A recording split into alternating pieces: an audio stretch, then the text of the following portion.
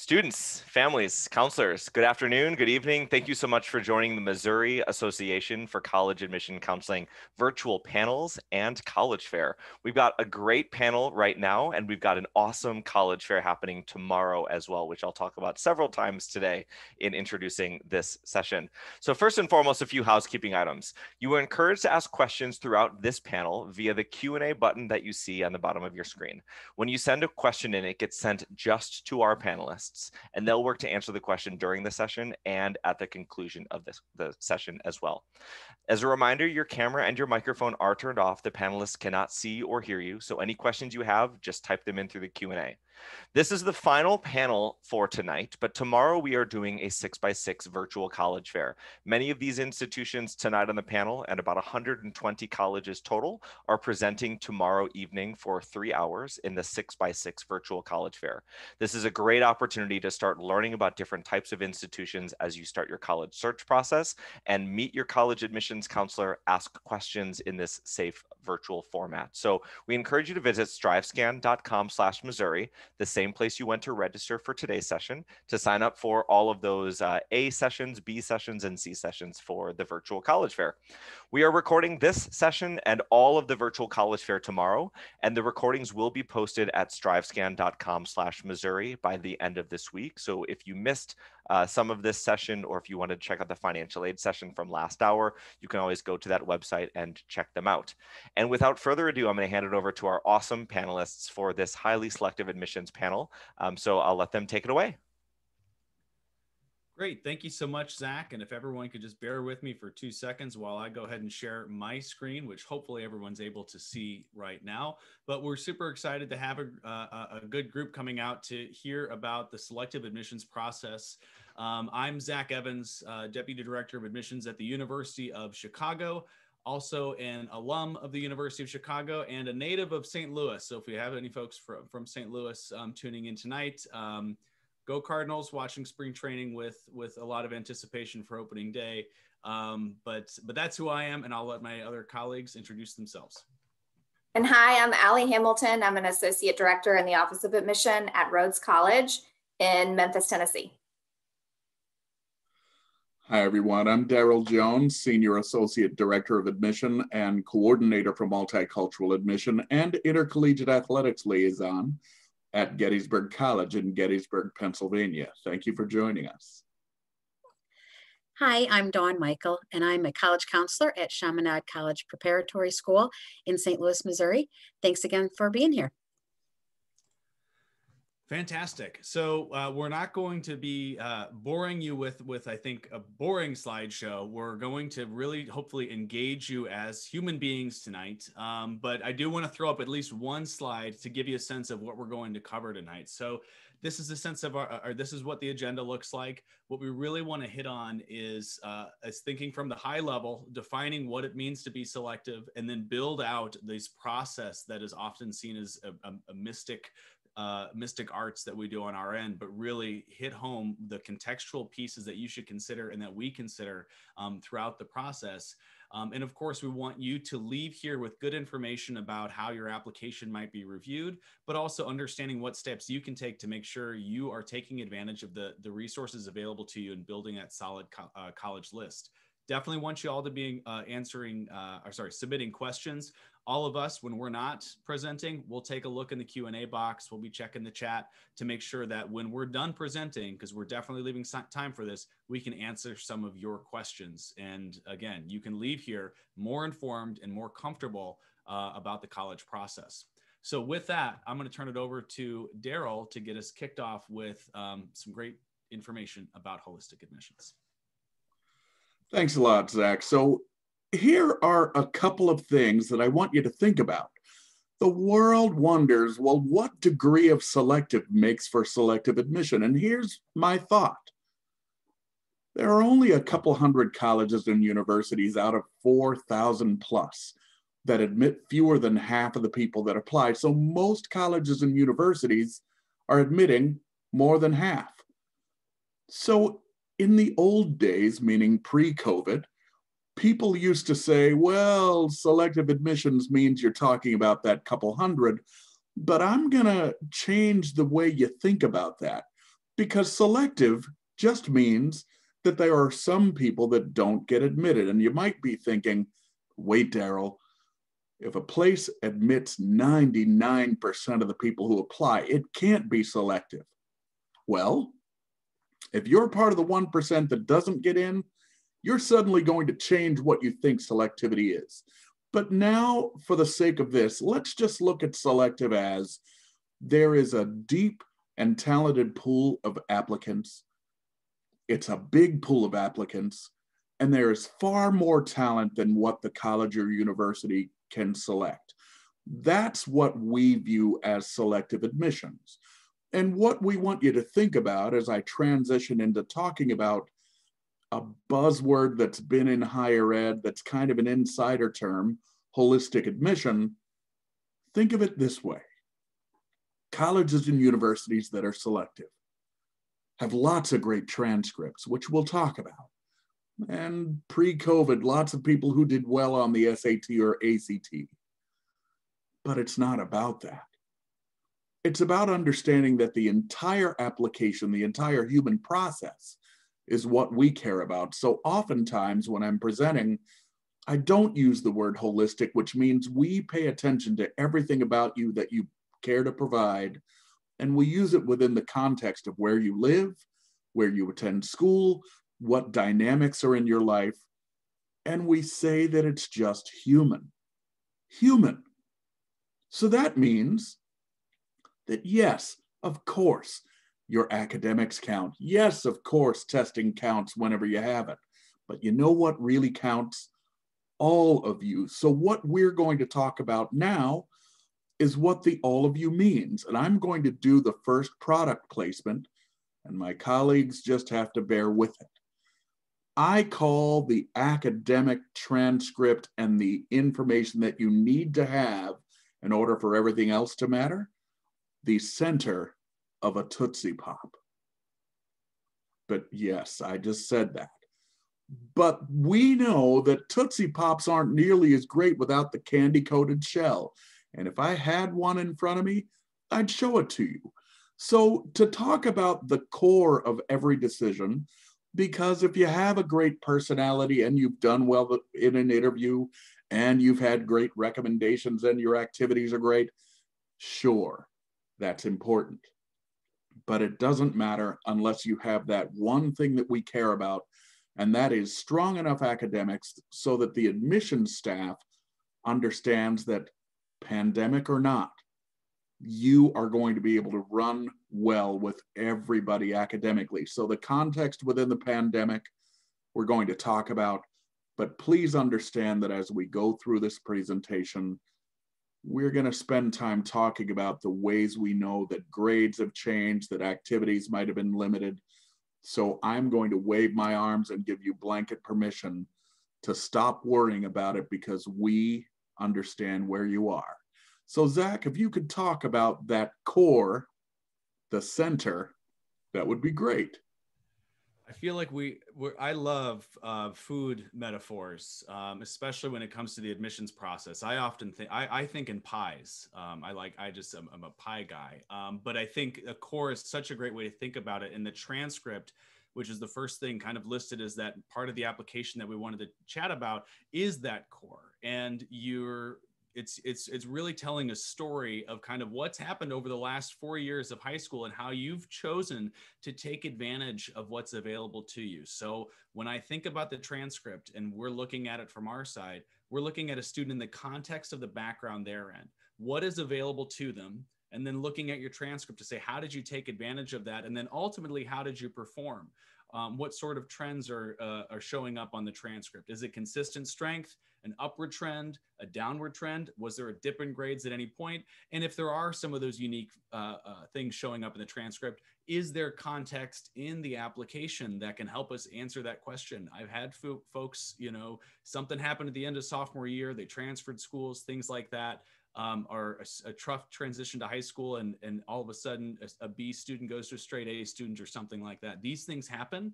And the human beings on the other side of the computer screen reading these applications want to know what sorts of things we can take into consideration, in addition to those pieces that I know people are stressing about. We also know students come from different backgrounds in terms of the curriculum available to you. So if you say, well, my school doesn't have this curriculum, am I at a disadvantage? The answer is no, because there's AP, IB, honors courses. We read students that come from all over the world that do, A levels and everything. And what we're looking, generally, the more selected the schools, we're looking for those students who are going to be taking some of the more rigorous courses available to them, challenging themselves appropriately, I like to say, because we're also asking you to be involved outside of the classroom and whatnot. So it's not that you have to take every one of those classes, but you should challenge yourself appropriately, work with your school counseling department and whoever it might be that's guiding you through those course decisions. In terms of I think the last piece I want to mention here is pandemic context is certainly something we're considering. And what I've seen this year is that schools have done a pretty good job telling us what sort of changes might have occurred. And so through your school's profile, which most schools have a school profile, which provides some general information about the academics, the community, what students are doing, some numbers and data and statistics. And then they will also submit a secondary school report that goes with your application with some kind of like right in the moment data. And that helps us contextualize some more of your academic information. And that's where we've seen schools say, we went on a hybrid model. We went completely remote for 3 months. We've been remote since last March, or we're fully in person. We've done credit, no credit, pass, fail, or we've kept our grades as they are. And so if you're worried about that context or whether we'll understand it, we will. We're reading closely. We're taking a look at that. So don't let that sort of thing worry you too much. And if you're a sophomore or junior or freshman, we know what year or years the pandemic is taking place. And so that will translate outward. So that's an overview of the transcript. But obviously, people always have questions about test scores and testing. And that's another piece of the academics. So I'm going to turn it right back to Daryl. Thanks a lot, Zach, and thanks for adding that context. So I'll start with one simple phrase.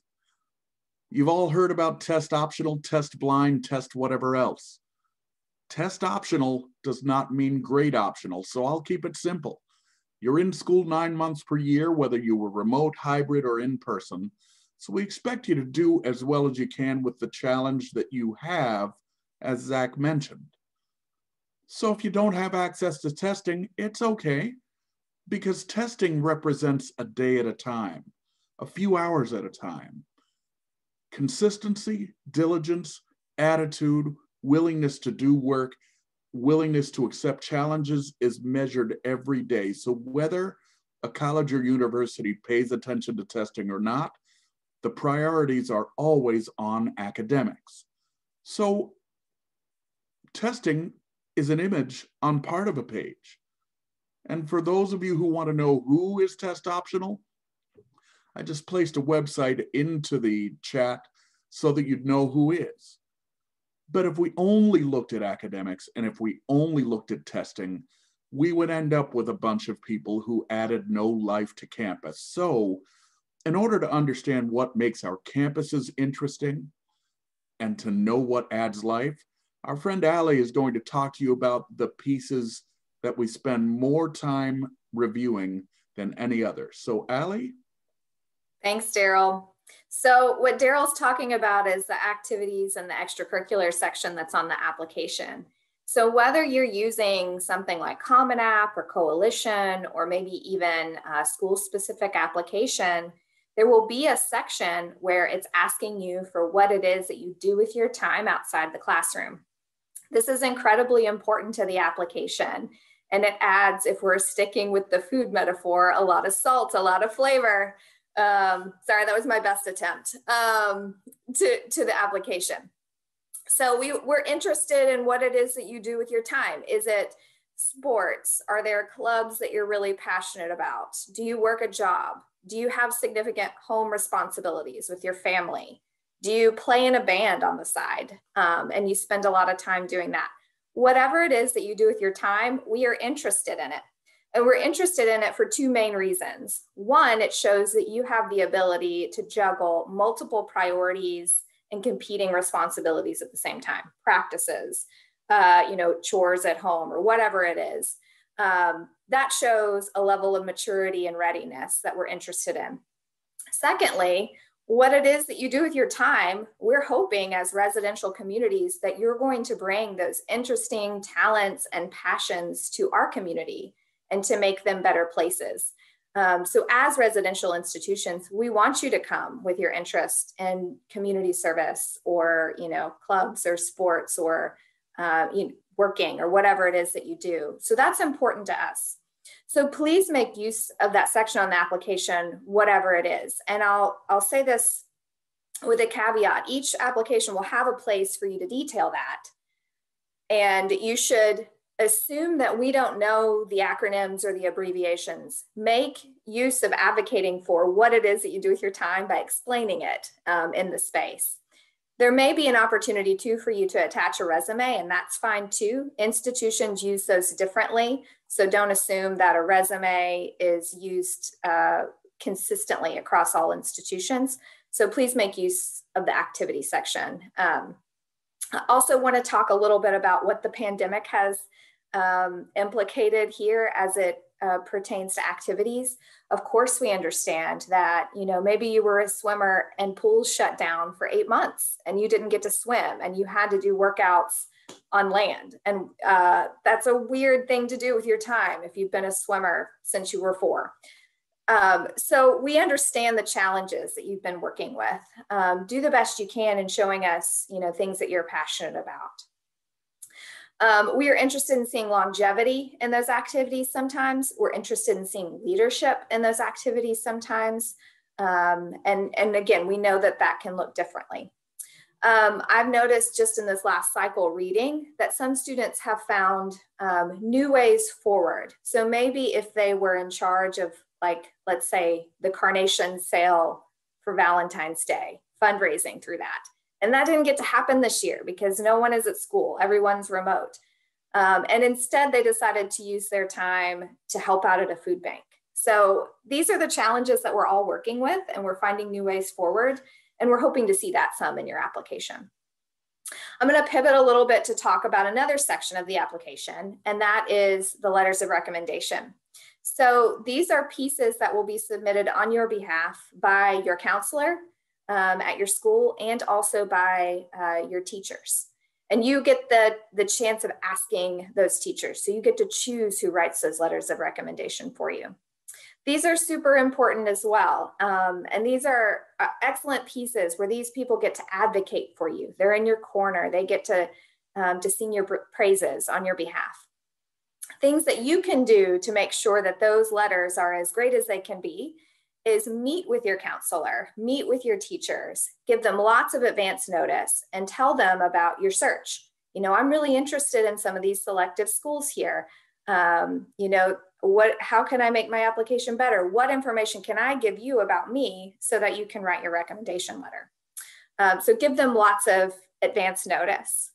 When it comes to your teachers, we're often interested in hearing about a core teacher and likely someone who has seen you later in your high school career. So your junior or your senior year tends to be more helpful because that's the kind of student that you are now, as much as maybe your freshman or sophomore year. So think about that as well. And then lastly, I'll say be edited with that. Think about who can really write a good recommendation letter for you, and then ask 1, maybe 2, or whatever it is that the school requests. We request 1, for example, at Rhodes. And try to shy away from asking maybe 7 other people, maybe your youth minister and your supervisor at work and your, lacrosse coach or whoever it is. We only have so much time to review applications. And so just be edited in who you ask and which letters you submit. Okay, I think I'm going to turn it back over to Zach, who's going to speak about the essay portion. Yes, absolutely. Thank you, Allie. And yeah, oh my goodness, if I could just reiterate that don't send us 11 letters of recommendation. I can't technically stop people from submitting them, and sometimes they just roll in, and it's usually, and I think this kind of leads to essays. We're specifically requiring a certain number of letters of rec because, okay, we think that these other folks, they can write a little bit of something to help us learn about you. But the reason I'm going to talk about essays, and essays are important, and I love talking about them, is because this is your chance to make the case. This is your chance to share your voice. And boy, you know, voice is something that often comes up, I think, when I hear others in the admissions profession speak about essays as part of the application. And I also think about the essays as kind of the last thing you have control over in the application process, because in the fall of your senior year, and even, or whether it's November, January, whatever deadlines you're looking at, your grades are kind of set. If you've got testing you've set, you've already done the work to build relationships with your teachers, and you're probably, hopefully not joining 16 more clubs the night before you submit an application. But for the weeks and months, however long you're spending preparing your application, those essays are the piece where you really are like, oh, something's new. I've learned something new, or I can edit this or think through it. So that's the thing. Just know that as things become more and more set, you can always go back and take another look at your essays. Although at a certain point, you do need to just let it go, submit it, and let it be. But let me just tell you a little bit about what to expect. When you're applying to selective schools, you're going to encounter, the way I think of it, is kind of two types of writing. The first is on either the Common App or Coalition application, or any other application platform that is very likely going to have a personal statement, personal essay. It's exactly what it sounds like. It's your story, and it includes prompts that I think of as, tell me about a time when blank. You stood up for a belief. You faced a challenge. You went from childhood to adulthood. You tell us a story you feel your application would be incomplete without. And so I trust that all of you listening tonight have a story to tell, but also note we're looking to see that you can write an essay that makes sense, uses proper grammar and punctuation, and shows that you can write at a high level. We are evaluating your writing ability. If you have a few errors in there, or an error or two, that happens, but please edit your essays. The more errors we see, then all of a sudden we start looking for them. And so be on the lookout for that, especially because the personal statement goes out to any school that you're applying to using that application platform. Now, the other thing that I'll hit on just real quickly is that topic is often of concern. And I want to let you know that you don't have to have had a ridiculous situation that you overcame in order to write a good essay to help us learn about you. None of us here expect that anybody listening tonight won the Nobel Prize in physics in 10th grade. Although I'm going to throw my contact information up here in a minute for those of you who might have, if that happened. But you have a story. And so trust that. Talk about, what's important to you. This is not a regurgitation of your resume. It's not a ridiculous story. It can be simple. It can be a moment in time, but find that story, think through it, spend some time, and put together a strong essay. The second type of writing you'll encounter is called a supplement. And many schools who are on these applications that are standardized, so you can send it out to however many schools, they're going to say, well, I want to know something very specific about why you like my school.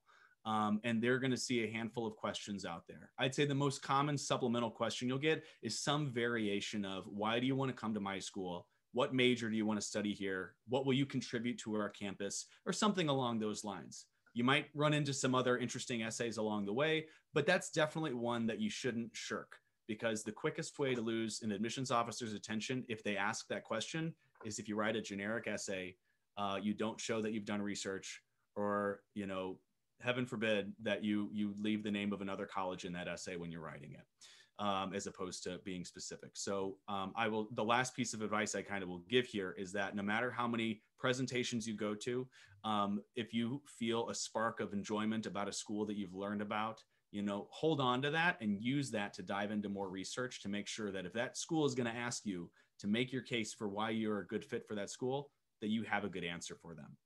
So strong personal statement, edit it, and and be ready to do some deeper research on the schools you're interested in to write that potential supplemental essay.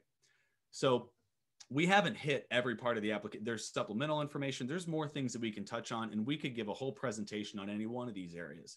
But we're going to kind of change gears here just a little bit. I'm going to turn it over to Dawn to kind of provide the high school counselor perspective on things that you can be doing and taking advantage of as a high school student now. Thanks, Zach. And can I just say that I love all the things that you have said, and I would say to the students who are out there listening, you've probably heard these things maybe from your counselor at your school, and just know that this is where we heard them too, right? From these universities. So hopefully now you'll really believe that they are true, and so take them to heart. What I would say is this, I mean, everybody touched on all those important parts of the application. And so what I would say is that the main thing that you have to think about is to work hard on those things that you have control over. Zach kind of alluded to this a little bit when we talked about the essay, but when you're, maybe you're a junior and you're kind of heading into that search right now, think about those things that you have control over, and really it's each part of that application, from the essay that he talked about, but to letters of rec. Think about building relationships with your teachers and thinking really carefully about which teacher you are going to pick. Not just I did really good in his class and he kind of liked me, but think a little more deeply about that. Where's a class that maybe you had some challenge, and that can say a little bit more about you as a student. Maybe that teacher can write a better letter than you would expect. So think carefully about that. That's a choice you have. When you're thinking about, I wanted to mention something we didn't talk about a little bit, just to kind of throw that in there, and it's demonstrated interest. A lot of selective schools care about demonstrated interest. And so if you have an opportunity to build a relationship with these colleges, whether that's the school visits your school, or they come to your town and maybe have an event. Of course, that, we're hoping that's going to happen right now, that, we're trying to get past COVID here, but build relationships with them. If you can communicate via email, you can attend events like this to show them that truly you are interested in their school, and that you're not just saying that superficially. Okay. Other things that you have control of, the extracurricular involvement that Allie talked about. Again, I think Zach said too, don't add these activities, a quantity of activities, right before you submit your application. That's not what's important. Let's find some things that you're passionate about, and still, as a freshman and sophomore, a lot of time to think about that. Find those things that you really, really like to do. Even if it's a hobby, I think like Allie mentioned, it doesn't have to be necessarily a club at school, right? Or a sport. Maybe it's something that you're just really passionate about doing, fishing, bands, music, dramatic things, whatever it might be. So that's something else you have control over when you're putting together that application package. And so a couple things when we think about building that college list, something that I want to say to you. Selective schools, they are one kind of school, right? There's no perfect school out there for any person, really, right? But when we think about selective schools, there is no magic formula. You're going to put together the best package possible for your application. You're going to submit it, and then it's basically out of your hands. So just know that that's not, that's just part of your college list, some of these selective schools. You need to balance that out with schools that are target schools, right? Schools that you probably can get into, and not just get into, but you'll enjoy going there. That's a place that you would be happy going, not just to put it on the list to please your counselor, to please your parents, but really truly look at the other schools that you want to have on your list that are in addition to any selective schools you might be applying to. And let's see, what else did I want to add? I think that might be it. Again, I just wanted to, work on those things that I think, you have control of, and present yourself in the best way possible, and use your high school counselor to help you do that. That's what they're there for. They want to help you with all aspects of your application. And who are we going to go back to now? Zach? Actually, I'm looking in the questions here, and I think just because we were on the topic, somebody asked, I think, a great question, which was they attended a session earlier and said, I learned it's good to apply to about 5 colleges, but how many of them should be highly selective? And Dawn, I'm wondering if, just as you think about students you work with in building a college list, what sort of guidance have you provided, or based on number of schools and where those, and about how many, what do you think there? Of course, it's going to matter depending on the student, right?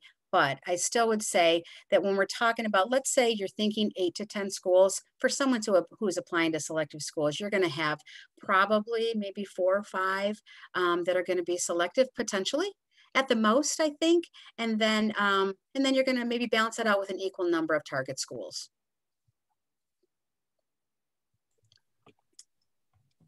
Fantastic.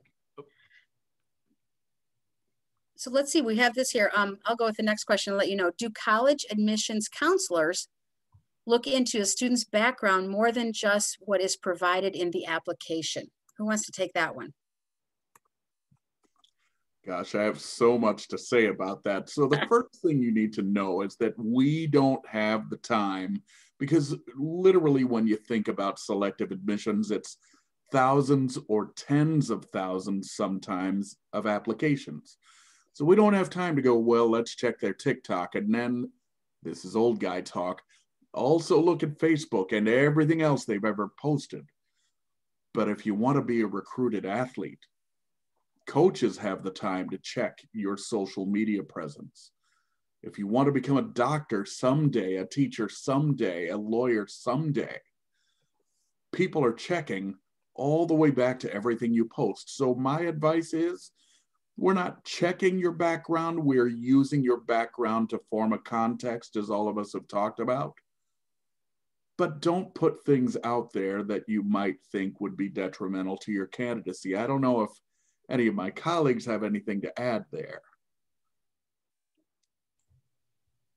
I'll say I think that advice is great. I think the only thing that's ever come up is if you claim something in your application that's like amazing and ridiculous, I might check it out. Like when I see like, you know, top ranked this or that, or you know, competed internationally, you know, if you include a link, I'll obviously click it. But like, but I can count on one hand how many times that's really happened.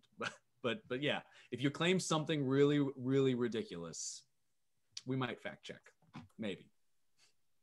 Right. And back to Daryl's point, we really don't have the time to be investigating every student, but the major point, and this is just life advice, is that putting things out on social media that is harmful to communities around you, we would be concerned about that. And so that might raise some flags, but just generally, you don't put anything out there that's not, that you don't want out there. Great, thanks for that. I just want to mention, let's see, there was a comment here in regards to essay writing. Zach talked a little bit about that, and just one of the folks in charge of these programs wanted us to remind everybody that's on here that there will be an essay writing workshop on April 6th through the Virtual Affairs Round 2. So registration is coming up in mid-March on the StriveScan site again. So just kind of know that if you're looking for a resource, that's going to be a great place to maybe get a jump start. Let's see, another question. What has more value / weight among all those that covers the Tootsie Pop? See, now, whoever that student is, I'm just telling you now, I'm making sure they get admitted wherever they're applying, and I will make it happen. So here's what I know, and I want my colleagues to talk about this. Really, authenticity is what drives it. So, you know, to Zach's point, to Allie's point, you don't have to be the principal oboe player who's also captain of the men's basketball team and captain of women's lacrosse and president of everything and editor of the yearbook and newspaper all at once. You just have to be you. And you have to be the most authentic you, because when we're building a class, we're building it based on the variety that exists in each person. So although we will have some truly well-rounded people who do a lot of things, we'll also have some angular people who have singular talents, singular hobbies, as Allie mentioned, things that are not even school related, but that make you interesting.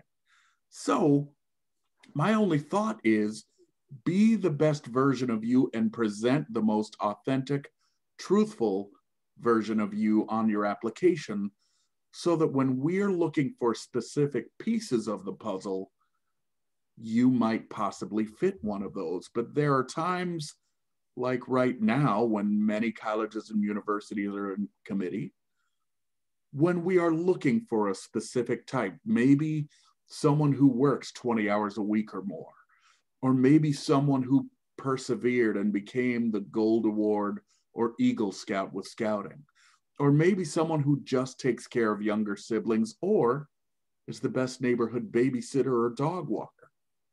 So it's not about trying to find the right mix of what matters to us. It's about being the most authentic you so that we can potentially select you.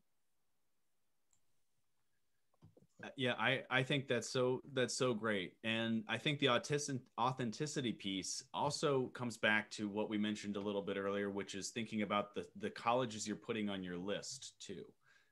Because if you've done the research and you know that every college you're applying to is a good fit, and that both, they have the programs you want, they have the student life, that you're looking for, the type of classroom environment fits the type of way that you learn, the location, all these sorts of factors, and you're excited to attend any of the schools on your list if admitted, like that sort of thoughtfulness in the beginning means that authenticity you're putting in your application is going to lead to, I think, better outcomes overall. And so, because if you're applying to schools where for whatever reason you apply, but it's not a strong fit, maybe you're applying just for reputation alone, just for rank, those sorts of pieces, then your authenticity is not going to fit well there, it's not going to help you out in the process. So that's the thing. I would just tie it back to, you're putting your best foot forward. You're doing everything Daryl just said, but I can't stress enough how important I think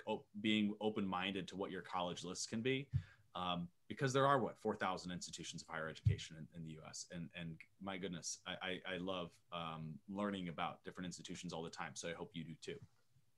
And I would just add to that if an institution asks for a piece, it's important to them. So whatever is included in that application, whatever is required, it's all important if they're asking for those pieces.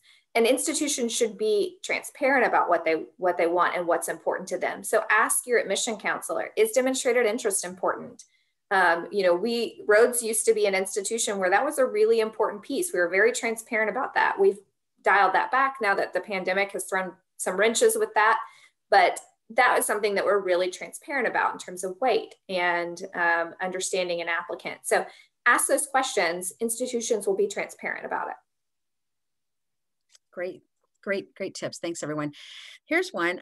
What has deterred you from continuing an application for consideration as it's kind of going through the process there?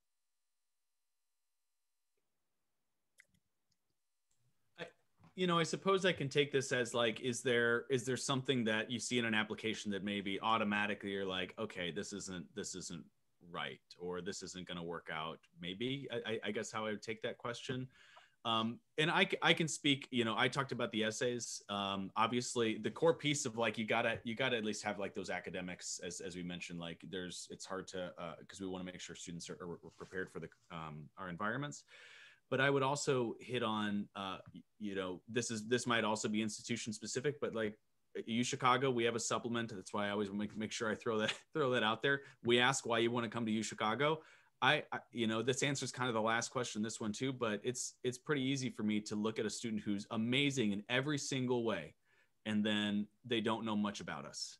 It's surprising, or it's so, we say, oh, you can write 300 or 400 words or something, and I see 60 words there, and it's a couple sentences, and it's not thought through, and it's like, I don't care what your academics are. I don't, if you're not doing the work on your end, because I'm working hard on mine to read your application, that's one piece I would point out to answer that question. So don't let that fall by the wayside. And I would say from a high school perspective, sometimes kids keep in mind that, you're running up to a deadline maybe, and that's when you see that supplemental question and you're like, oh shoot, I got to do something. So planning ahead is really, really important, right? Looking ahead to see what each college is looking for so that you can put the appropriate amount of time toward your application, so that, you don't blow all those great other pieces that you have, and then you don't spend all the time that you really should on that piece. 300 words isn't really too much, but spend some time on that. Did anybody else have anything to add on that at all? The next question was just, I hear that private tutors with about $3 signs there are hired to aid in this process. Does anybody have any thoughts on that from the college side? I just think that if you use one, it has to be done with some sense of, again, what brings out your authenticity. Because we've all dealt with private tutors that have written the essay. Well, here's what we know. If your English grades aren't that great, and no teacher comments about how wonderful your prose is that you write. And you suddenly are churning out this personal statement or supplement that is so phenomenal that we're thinking, oh my gosh, we have PhD English professors on our campus who couldn't do that. Well, it's going to stick out the wrong way. So I want you to think of this entire application, here's another reference for you, like the Olympic rings. Everything is related to something else. So the way the Olympic rings are interlocking, so is the recommendation and the transcript, and how you do outside of the classroom, and what you spend your time doing, and maybe awards and honors, and the way you communicate, because some places will interview, and so the demonstrated interest piece might matter. So what I'd say to people is, if you attend school, and you do, use the counselors at your school, because they are dealing with volumes of people annually, of all backgrounds, of all circumstances, and they are successfully getting people to make the right match into the right college or university. So if people want to use a tutor on top of that, okay. But when I have a question about a transcript, when I want a recommendation, when I need an official record, I call the school and no one else. I think that's good information. We just have a couple minutes left. Is there anything else that you guys wanted to share with the group?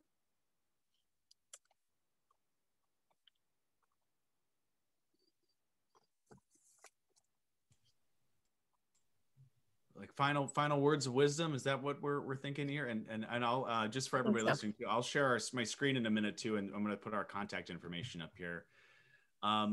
You know, I don't know. I think we might have folks that are a lot of juniors probably tuning in. Maybe a few folks who are sophomores or freshmen. Maybe a few rambunctious third graders, you know, just trying to get that head start. You never know what to expect these days. I'll just say, I hope that no matter where you are in the process, that you have some fun with it too. It can be stressful, but boy, I really do hope that some of you really do have fun in this process. It should be fun. I really think so, because this is an exciting time in your life and you have a lot of decisions to make. So I wish you the best of luck with it. I'd like to add that we are right here with you. We understand the challenges that you're in right now and are incredibly sympathetic to it. So please, as Daryl mentioned earlier, please don't worry about that or let that be the driving anxiety of this process. Have fun. You know, life is moving forward. You're going to go to college. You're going to have a great 4, maybe a few more years, hopefully 4. And let that be your focus, and let it be about getting, making a good match and selecting the place that's going to allow you to develop and grow into the person that you want to be, and let that be the focus. And my advice is simple. You should care about places that are going to admit you based on what you like to do and how you want to feel at a campus. So quality is not just the number of people who are denied admission. It's what happens with those who are admitted and how they fare psychologically, personally, and otherwise through their 4 years and afterwards. So find some time to have some fun as part of this process. I would say that too. 4,000 schools out there, like Zach said, you know, and you're not a fit for every one of them, but find those ones that really are offering you that experience that you want your college life to be comprised of, and everything will work out just fine. Well, thank you so much, panelists. This has been awesome. It's been such great information. And as students and counselors and families, you can see all of the panelists' information there, so you can contact them with additional questions. Check out the institution websites. As I mentioned, many of them will be presenting tomorrow during the 6x6 virtual college fair. So we encourage you to visit strivescan.com/Missouri, the same place you went to register today, to check out that 6x6 schedule for tomorrow, and also check out the recordings from this evening.